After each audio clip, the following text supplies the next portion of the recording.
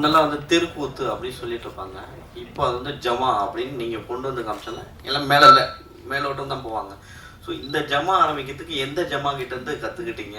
இந்த எத்தனை பேருக்கு எந்த ஜமா குருநாதரை வச்சு இவங்க கிளாஸ் எடுத்தீங்க? திருவண்ணாமலை மாவட்டத்தில் தான் சார் தெருக்கூத்து ரொம்ப பிரதானமாக இருக்கிறது. அங்கே வந்து கிட்டத்தட்ட டாப்பாக இருக்க தாங்கல் சேகர் கலைமாமணி அவார்டெலாம் விருதுலாம் வாங்கியிருக்காரு.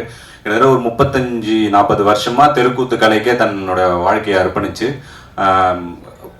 அவர் பண்றதும் இல்லாம நிறைய இளைஞர்களுக்கும் இப்ப சொல்லி கொடுத்து ரொம்ப சூப்பரா பண்ணிட்டு இருக்காரு. அவர்கிட்ட தான் என்னோட சொந்தக்காரர், அவர் என்னோட மாமா முறை வேணும். அவரோட கதையில இருந்து ஒரு சின்ன பார்ட்டை எடுத்து தான் இந்த கதையே இம்ப்ரெஸ் ஆகி படம் பண்ணது. அவரை வச்சுதான் ட்ரெயின் பண்ணணுங்கிறதும். ஏன்னா இங்க தெருக்கூத்து கலை அப்படிங்கிறது வந்து ஒருத்தருக்கும் ஒரு விதமான ஸ்டைல் இருக்கு. இப்போ நீங்கள் திருவண்ணாமலை மாவட்டங்களே இந்த பகுதியில் போனீங்கன்னா வேறு மாதிரி இருக்கும், இவங்களது ஒரு வேறு மாதிரி இருக்கும். ஸோ இவங்களோட ஸ்டைல் அடாப்ட் பண்ணி தான் நம்ம இந்த படத்தை பண்ணியிருக்கோம். அவங்க தான் சார்லேருந்து எல்லாருக்குமே ட்ரெயின் பண்ணாங்க.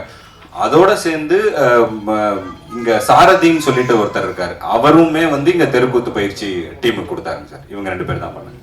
இதில் இன்னொன்று, அந்த பெண்கள் மாதிரி நடிக்கிறதுன்றது ரொம்ப கஷ்டம். அதை நடிச்சுட்டே இருந்தால் உண்மையுமே நீங்கள் சொல்கிற மாதிரி பாடி லாங்குவேஜ், இந்த ஆக்ஷன் எல்லாமே அப்படி தான் வரும். திடீர்னு நீங்கள் அர்ஜுனராக மாறும் பொழுது அந்த லாஸ்ட் எமோஷனல்ஸை எப்படி மாற்றினீங்க?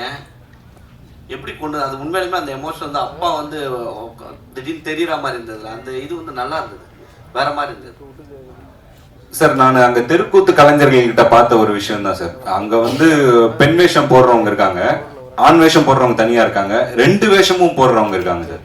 அவங்க வந்து அந்த பெண் வேஷம் போடும்போது முழுக்க ஒரு பெண் மாதிரி நடந்துக்கிறாங்க. எல்லா விஷயங்களும் அப்படி இருந்தது.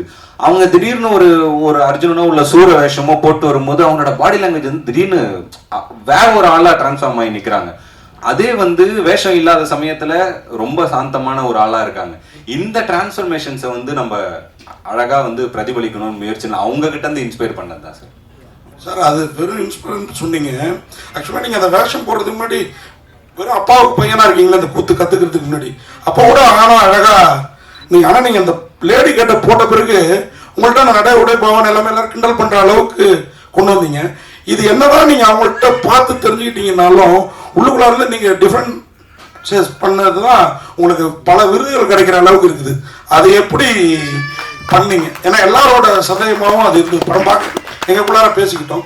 ரொம்ப பிரமாதமா பண்ணியிருந்தீங்க. இந்த முன்னாடியும் சரி, அந்த அர்ஜுனரா வரப்பையும் சரி. எப்படி என்ன உங்க பரம்பரையில் யாராவது இந்த கூத்து அதுக்குள்ளார இருந்தாங்களா?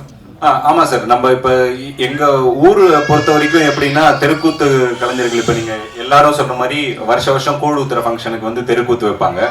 அந்த மாதிரி எப்பயுமே தெருக்கூத்து வைக்கிற ஊர் தான். ஆனா நாங்க என்ன பண்ணுவோம்னா தெருக்கூத்து ஆட்களை கூப்பிட்டு கூத்து போடாம எங்க ஊர் ஆட்களே வந்து கூத்து பழகி ஒரு குடும்பத்துக்கு, இந்த படத்துல வந்த கதை தான் சார், ஒரு குடும்பத்துக்கு ஒரு வேஷம் கொடுத்து அந்த மாதிரி பண்ணுவோம். ஸோ என்னோட குடும்பத்துல என்னோட தாத்தா எல்லாமே வந்து தெருக்கூத்து போட்டவங்க தான் இப்போ வரைக்கும் பண்றாங்க. பட் இப்போ கொஞ்சம் ஃபேமிலியில தாத்தா வாத்தியார் ஆனதுக்கு அப்புறம் வந்து அதாவது ஸ்கூல் டீச்சர் ஆயிட்டாங்க. அதுல இருந்து கொஞ்சம் அதோட தொடர்பு விட்டு இருந்ததே தவிர மேபி என்னோட டிஎன்ஏல அது இருக்குன்னு நினைக்கிறேன் சார். தெருக்கூத்துல இன்னொன்று இருக்கு, அது வந்து கொஞ்சம் பேட் வேர்ட்ஸ் கலந்து அவங்க ஜாலிக்காக மக்களுக்காக பேசுவாங்க. ஆனா இதுல பார்த்ததுல எந்த இடத்துலையுமே வந்து நீங்க நீட்டா ஒரு பேட் வேர்ட்ஸும் வரல, ஆனா எமோஷன்ஸ் எவ்வளவு வரணுமோ அதை கொண்டு வந்திருக்கீங்க. அந்த கண்ட்ரோல் எப்படி இருந்தீங்க? ஏன்னா ஒரு தெருக்கூத்துல பஃபூன் இல்லாம கொண்டு போக முடியாது. பஃபூன் கண்டிப்பா வச்சிருப்பாங்க, ஆனா நீங்க பஃபூனே காட்டல. நீங்க சொன்னதுதான் சார், நீங்க சொன்னது வந்து 100% உண்மை. இதுக்கு முன்னாடி நடந்த பிரஸ் மீட்ல கூட அதை பத்தி கேட்டிருந்தாங்க.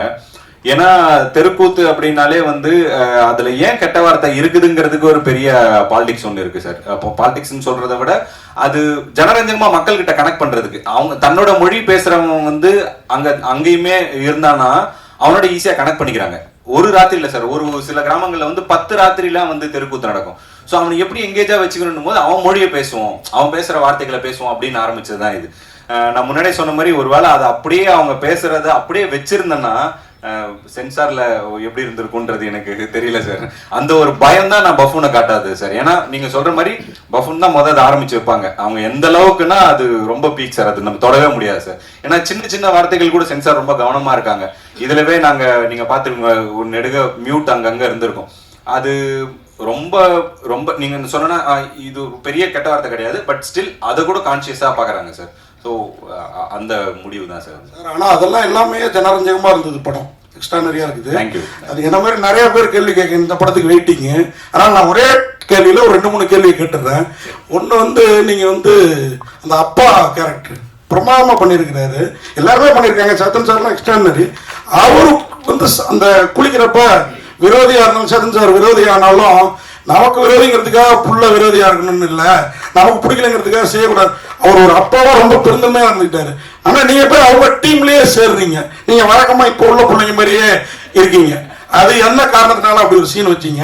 அதே மாதிரி கிளைமாக்ஸ்ல அம்மா மாதிரி அபிராமி கூட நீங்களோ இல்ல அந்த இன்னொருத்தர் உங்களுக்கு சப்போர்ட் ஆகிறாருல அந்த ஊர் தலைவரோட பையன் அவரோ ஜோடி சேருவீங்கன்னு பார்த்தோம். அங்க போகவே இல்லை. நீங்க எதிர்பார்ப்பு வேணும்னே பொய்யாக்கிட்டீங்களா? அப்புறம் அதுக்கு மேல இந்த பூனை எக்ஸ்ட்ரானரி கேரக்டர் இது. அவர் வந்து ஆனா உங்களை புலியாக்குறதே அவரு தான். அதை எப்படி உருவாக்குனீங்க? இது 3த்துக்கும் பதில் சொல்லுங்க சார். முதல்ல வந்து அப்பா கேரக்டர் பத்தி சொல்லிடுறேன் சார். நீங்க சொன்ன அந்த சீன் வந்து எனக்கு ரொம்ப ரொம்ப பிடிச்ச ஒரு பர்சனலான ஒரு சீன் தான். ஏன்னா எங்க அப்பா கிட்ட நான் சொல்லணும்னு நினைச்சதுதான் படத்துல டைலாகா வச்சிருக்கேன் சார். ஏன்னா வீட்டுல வந்து அது அப்பா சொல்றதை கேட்க கூடாது அப்படிங்கிறதுக்காக இல்ல, அந்த அந்த அந்த ஜமாவே அப்பாக்காக தான் அவன் மீட்டெடுக்க முயற்சி பண்றான். அதுக்கான தொடக்கமா அது மேபி அதோட தொடக்க காரணம் வேறவா இருந்திருக்கு அவனுக்கு. பட் ஒன்ஸ் அதுக்குள்ள போனதுக்கு அப்புறம் தன் அப்பாக்காக தான் அதை மீட்டெடுக்கிறான். அப்படி ஒரு விஷயமா தான் அதை பார்த்தது. இன்னொன்று வந்து 2வது அம்மா அபிராமி பத்தி நீங்க கேட்டிருந்தீங்க. அந்த கேரக்டருக்கு நாங்கள் ஒரு பெரிய கன்க்ளூஷனே வச்சிருந்தோம் சார். பின்னாடி ஒரு சாங் வச்சு ஒரு ப்ராப்பர் கன்க்ளூஷன் இருந்தது. பட் வந்து அது நீங்க சொல்ற மாதிரி ஜனரஞ்சகமான படமா மக்களுக்கு கொடுக்கணும் அப்படிங்கிறதுனால ஒரு சில விஷயங்கள் எடிட்ல இது பண்ண வேண்டியதா இருந்துச்சு சார். பட் ஆஃப்டர் ரிலீஸ் கண்டிப்பா அந்த சாங் வரும். அதை நீங்க கேட்ட எல்லா எண்டும் அதுல இருக்கு சார். தென் 3rd பூனை ரொம்ப ஃபேவரட்டான ஒரு கேரக்டர் சார். ரொம்ப ரசிச்சு எழுதின ஒரு கேரக்டர். கிராமங்களை பொறுத்த வரைக்கும் இந்த நண்பர்கள் இருக்காங்கல்ல சார், நண்பர்களோட வயசு வித்தியாசம் வந்து சூப்பரா இருக்கும் சார் பாக்குறதுக்கு. ஏன்னா சேம் ஏஜ் நண்பர்களே கண்டிப்பா இருக்கவே மாட்டாங்க. ரொம்ப திடீர்னு ஒரு தாத்தாவும் ஒரு குட்டி பையனும் நண்பர்களா இருப்பாங்க. இதுல வந்து இன்னொன்னு ரொம்ப மிக முக்கியமா இந்த கல்யாணம்ன்ற கேரக்டரோட நண்பர்களை தேர்வு செஞ்சதுல ஒரு இது என்ன இருந்ததுன்னா, யாரெல்லாம் இவனை ஜட்ஜ் பண்ண மாட்டாங்களோ அவங்களதான் நண்பர்களா வைக்கணும்னு சார். ஒரு சின்ன பையன் கண்டிப்பா இவனை ஜட்ஜ் பண்ண மாட்டான், அவனோட இதை பத்தி கிண்டல் பண்ண மாட்டான். இன்னொன்னு வந்து இவர் தெருக்கூத்து கலையை பத்தி தெரிஞ்ச ஒரு ஆள். ஸோ அவருக்கு அது என்னன்றது இன்னொன்று புரியும். இன்னொன்னு கண்டிப்பா குடிகாரனும் அந்த மாதிரி இது பண்ண மாட்டாங்கிறதுனாலதான் அந்த நண்பர்களை கான்சியஸா அப்படி வச்சது சார்.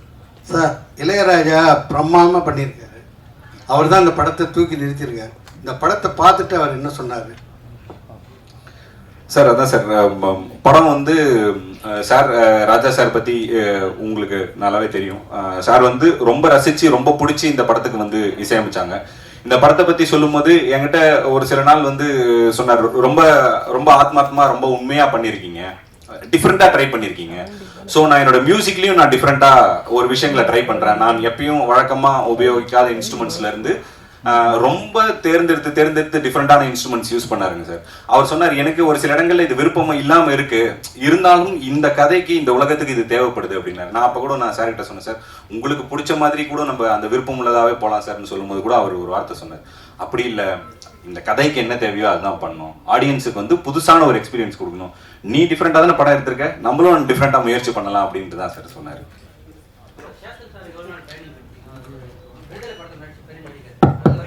ஹலோ,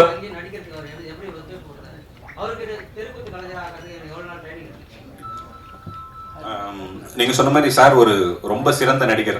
அவரை வந்து நம்ம ட்ரெயின் பண்ணணும்ன்ற அந்த அவசியமே இல்லாத அளவுக்கு அதான் அவர் வந்து விடாது கருப்புலயே வந்து அந்த சாமி அந்த இதெல்லாம் போட்டதுனால அவருக்கு அந்த உடல் மொழி வந்து ரொம்ப ஈஸியா வந்தது. நீங்க சொன்ன இந்த இது வந்து எங்களுக்குமே இருந்தது. ஸோ இவர் கடைசியில தான் சார் செலக்ட் ஆனாங்க. கிட்டத்தட்ட ஒரு 6-7 நாள் தான் இருந்தது ஷூட்டிங். அந்த டைம்ல தான் சார் வந்து நாங்க போய் அவரை அப்ரோச் பண்ணோம், ஓகே சொன்னாரு. பட் அவர் கத்துக்கிட்ட அந்த வேகம் வந்து எங்களுக்கு ரொம்ப ஆச்சரியமா இருந்தது. இங்க நான் முன்னாடி சொன்ன மாதிரி சாரதிங்கிற இங்க ஒரு தெருக்கூத்து கலைஞர் ஒருத்தர் இருக்காரு, சினிமாவும் பழகிட்டு தெருக்கூத்தும் இது பண்ணிட்டு இருக்காரு. அவர்கிட்ட சார் வந்து தனியா ட்ரைனிங் எடுத்துட்டு ஒரு 5-6 நாளுக்குள்ளவே அந்த அடவுகளை வந்து ரொம்ப சரியா அவர் கத்துக்கிட்டாரு. இன்னொன்று சார் கிட்ட ஒரு மிகப்பெரிய அட்வான்டேஜ் என்னன்னா, அவருக்கு மியூசிக் ரொம்ப நல்லா தெரியும். ஸோ இசையை வந்து அவரால் ஈஸியா புரிஞ்சிக்க முடியுது. நாங்களாம் தான் ரொம்ப கஷ்டப்பட்டோம். எனக்கு இசை பத்தி சாருக்கு இருக்க அளவுக்கு புரிதல் கிடையாது. அந்த தாளத்தை பிடிக்கிறது, அந்த மியூசிக் பிடிக்கிறது அந்த விஷயம் இல்லை. பட் சாருக்கு அது இருந்ததுனால ரொம்ப ஈஸியா அதை கிராஸ் பண்ணிக்கிட்டாங்க. ஹலோ சார்,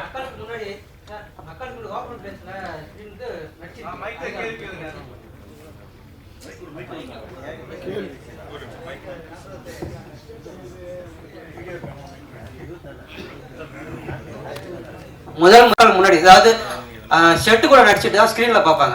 நீங்கள் மக்களுக்கு முன்னாடி நடிச்சிருக்கீங்க. இவர் வந்து அந்த அர்ஜுனன் வேஷம் போட்டது, அவர் அந்த பெண் வேஷம் போட்டு குந்தி வேஷம் போட்டு நடிக்கும்போது அந்த ஆடியன்ஸோட கண்ணீர்லாம் லைவாக காமிச்சிருந்தாங்க. அதை நீங்களும் பார்த்தீங்க, கண்ணு திறந்து பார்த்துட்டு க்ளோஸ் பண்ணும்போது நீங்கள் எப்படி ஃபீல் பண்ணீங்க அந்த நடிகர்? இப்போ மக்களுக்கு முன்னாடி நடிச்சது எப்படி இருந்தது உங்களுக்கு? அதிகாரம் பூசி நடிச்சது, ஒரு நடிகராக நடிக்காம ஒரு தெருக்குத்து கலைஞராக ஒரு கிராமத்தில் மக்கள் முன்னாடி நடிச்சது நீங்கள் எப்படி ஃபீல் பண்ணீங்க? இல்லை, எனக்கு மக்கள் முன்னாடி இந்த அரிதாரம் பூசிட்டு நடிக்கிறது அது பெரிய கஷ்டமா கிடையாது. ஆனா அந்த அரிதாரம் பூசிட்டு அந்த வேஷம் போட்டு அந்த கிரீடெல்லாம் வச்சுக்கிட்டு நடிக்கிறது தான் ரொம்ப சிரமமா இருந்தது. அப்போ அது ஒரு, நீங்க சொன்ன மாதிரி அது ஒரு வேற ஒரு கலை. நம்ம நடிக்கிறது வேற, தெருக்கூத்துங்கிறது கலை, அந்த ஆர்ட் ஃபார்மே வேற ஆர்ட் ஃபார்ம் இல்லையா? ஸோ அதை கத்துக்கிட்டு அதுக்கேற்ற மாதிரி நடிக்கிறது தான் கஷ்டமா இருந்தது ஒழிய மக்கள் முன்னாடி நடிக்கிறது அது ஒன்றும் புதுசு இல்லையே, 30 வருஷமா பண்ணிட்டு இருக்கிறது தானே. இல்லை, இயக்குனர் சார், ஓப்பன் பிளேஸ்லயும் நிறைய நடிச்சிருக்கோமே. இயக்குனர் சார், இந்த கதையை, அதாவது இந்த கலையை வந்து எப்படி முதல் முறையா அந்த படமாக்க நினைச்சீங்க? சார், நான் சொன்ன மாதிரி திருவண்ணாமலை மாவட்டத்தில் இருந்து வந்தவன் சார் நான். ஸோ சின்ன வயசுல இருந்து தெருக்கூத்து வந்து எங்கள் வாழ்வியலோட ஒரு அங்கமாக தான் இருக்குது. முக்கியமாக இந்த கதை எழுதுறதுக்கு மிகப்பெரிய இன்ஸ்பிரேஷனாக இருந்தது அந்த தெருக்கூத்தோட சவுண்டு சார். அந்த தாளம் அடிக்கிற அந்த, நம்ம இங்கே ஜால்ரான்னு சொல்லுவோம், அந்த தாளம்னு சொல்லுவாங்க, அந்த தாளத்தோட சவுண்ட் இருக்குல்ல சார், அது ரொம்ப சூப்பராக பயங்கரமாக இன்ஸ்பயர் பண்ணிச்சு சார். அந்த சவுண்டை நம்ம திரும்ப திரும்ப கேட்கும் போது நமக்குள்ள ஏதோ ஒரு விஷயங்கள் பண்ணும். இந்த சவுண்டை வந்து மக்களுக்கு சொல்லும்போது புதுசாக இருக்கும். தியேட்டரிக்கலா இந்த சவுண்ட் வந்து படம் நெடுக வரணும், எல்லா இடத்துலையும் இது பரவி நிற்கணும், அது சீன்ஸே அதுக்குள்ள இருந்தா எப்படி இருக்கும், அந்த சவுண்ட் ரொம்ப புதுசா இருக்குமே அப்படிங்கிற முயற்சி தான் சார் இதோட ஆரம்பம். டேரக்டர் சார் இங்க ரைட்ல நீங்க வந்து ஒரு ஹீரோயினை வந்து செலக்ட் பண்ணும்போது அவங்ககிட்ட ஒரு கதை சொல்லியிருப்பீங்க. அவங்க ஹீரோயின் வந்து எப்படி பார்த்தாலும் ஒரு லெஜெண்டான இருக்க வந்து ஒரு ஹீரோ வந்து செலக்ட் பண்ணுவாங்க. அது இல்லாம வந்து என்ன சொல்லியிருப்பாங்கன்னா, எனக்கு இது மாதிரி ஸ்டோரி தான் வேணும்னு கேட்டிருப்பாங்க. படத்துக்குள்ள வந்த உடனே ஒரு பெண்ணாக நடிக்கிற ஒரு ஹீரோவை அவங்க லவ் பண்ற மாதிரி ஒரு சீன் இருக்கு. அவங்க கேட்டவங்க அவங்க என்ன சொன்னாங்க, அவங்களோட ரியாக்ஷன் எப்படி இருந்தது? சார், இப்ப இந்த கதையை நான் வந்து இவங்க ஹீரோயின் கிட்ட சொல்றதுன்னு இல்லாம இந்த கதையை ஆரம்பத்துல ப்ரொடியூசர் கிட்ட சொல்றதுல இருந்தே இந்த இது இருந்தது. இதை புரிஞ்சுப்பாங்களா, இவ்வளவு விஷயங்கள் நடக்குமா, இதை சரியா புரிஞ்சுப்பாங்களா அப்படிங்கிற ஒரு விஷயம் இருந்தது. ஆனா எனக்கு ஒரு மிகப்பெரிய லக் என்ன இருந்ததுன்னா, எல்லாருமே இதை ரொம்ப சரியா புரிஞ்சுக்கிட்டாங்க. ஸ்டார்டிங் ஃப்ரம் த ப்ரொடியூசர்ல இருந்து உள்ள வந்த எல்லா நடிகர்களும் ரொம்ப மிகப்பெரிய புரிதல் இருக்க ஆட்களா தான் இருந்தாங்க. ஸோ அதனால அவங்கள கன்வின்ஸ் பண்றது வந்து எனக்கு பெரிய கஷ்டமா இல்லை. அவங்க வந்து ரொம்ப எக்ஸைட் ஆனாங்க. எல்லாருமே புதுசா இருக்கு, அவங்களுக்குமே வந்து அவங்க எப்பயும் பண்றது இல்லாம புதுசா ஒரு சேலஞ்ச் வரும்போது அதை ரொம்ப ரசிச்சு பண்ணக்கூடிய ரொம்ப கதையோட புரிதல் இருக்க நடிகர்கள் தான் எனக்கு கிடைச்சாங்க. அது பெரிய லக்கா நினைக்கிறேன். டைரக்டர் சார், படத்தோட கிளைமேக்ஸ்ல, அதாவது சினிமாவாக இருந்தாலும் சரி, நாடகமாக இருந்தாலும் சரி, கலைஞர்கள் தண்ணி அடிக்க மாட்டாங்க, தண்ணி அடிச்சு ஸ்டேஜ் ஏற மாட்டாங்க. ஆனா இங்க தண்ணி அடிச்சு நீங்க கூத்தார மாதிரி காட்டுறீங்க, இது தப்பு இல்லையா சார்?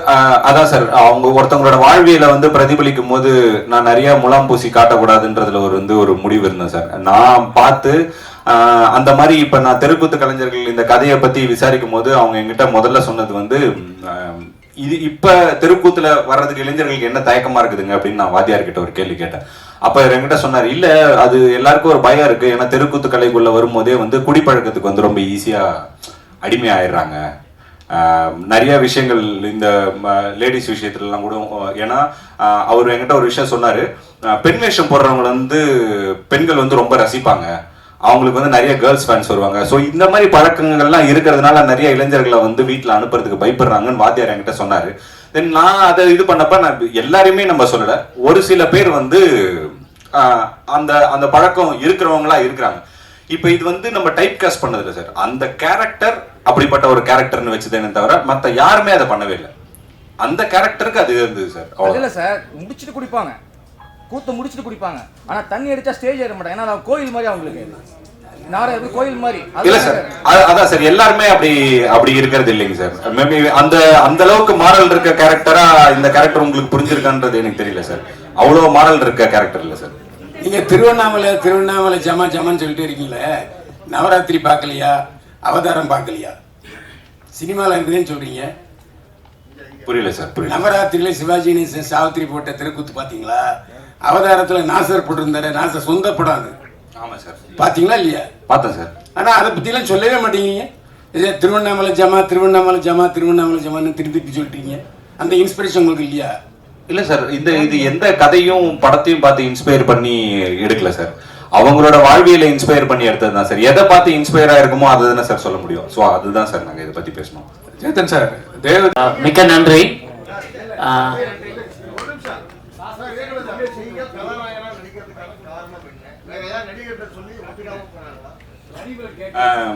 இல்ல சார், முதல்ல வந்து நடிகனா வர்றதுக்காக தான் சினிமாக்குள்ளவே வந்தேன் சார். ஸோ மைம் கோபி அண்ணங்கிட்ட வந்து நடிப்பு கத்துக்கிட்டு அப்படிதான் சார் அப்படிதான் இந்த பயணமே வந்து ஆரம்பிச்சது. ஸோ ஒரு 10 வருஷமா சின்ன சின்ன வேஷங்கள் நிறைய நடிச்சிருக்கேன் சார். ஸோ முதல்ல வந்து அப்படி பெரிய ரோல் எதுவும் பிரேக் த்ரூ ரோல் நமக்கு கிடைக்கலன்னும் போது நமக்காக நம்ம ஒன்று எழுதணும் அப்படின்னு ஆசைப்பட்டு எழுதுனது தான் சார் இது. அப்படி எழுதும் போது இன்னும் நம்மளோட ஸ்ட்ராங்கஸ்டான ஒரு இதுல இருந்து எழுதுவோன்ட்டு தான் தெருக்கூத்து பத்தி பண்ணது சார். அதுதான் சார், வேற யாருமே அப்ரோச் பண்ணல சார். Thank you sir. தெருக்கூத்து கலைஞர்களுக்கு கலைமாமணி விருதுலாம் அரசாங்கம் கொடுக்குது. இந்த படம் வந்து வரி விலக்கு பெற்றுச்சுன்னா உங்களுக்கு லாபமாக இருக்கும். ஏன்னா ப்ரொடியூசர் மட்டும்தான் அழுதாரு, இவங்க ஏரியாவே போகலன்னு. மற்றவங்க எல்லாம் சிரிச்சுக்கிட்டு இருக்கீங்க, அவர் பாருங்க. சார் நீங்க நல்லபடியா எழுதுங்க சார். படம் ரிலீஸ் ஆனதுக்கு அப்புறம் கண்டிப்பா சிரிப்பாருங்க சார்.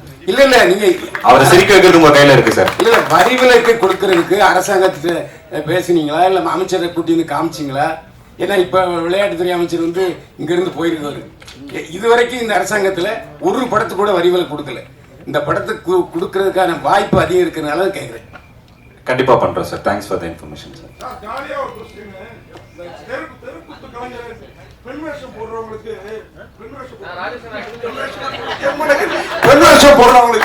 நிறைய ரசிகைகள் கிடைப்பாங்க அப்படின்னு தெருக்கூத்து கலைஞர் சொன்னதா சொன்னீங்க. நீங்க படத்துல பெண் வேஷம் நிறைய போட்டிருக்கீங்க, அதுதான் பிளானா? இந்த படத்துக்கு அப்புறம் நிறைய ரசிகைகள் கிடைப்பாங்க சார். அவரோட வைஃப் வந்திருக்காங்க. எதுக்கு இது சார்? நீங்க இங்கேயே அவருக்கு வில்லனா ஆயிட்டீங்க சார். சார் மிக்க நன்றி. இப்போ நம்மளிடையே இருக்கிற ஒரு மிஸ்டர் பாலாக்கு வந்து ஐ தமிழ் பாலாக்கு இன்னைக்கு பர்த்டே. ஸோ மேடையில் அவங்களோட அதை வந்து கேக் வெட்டி கொண்டாட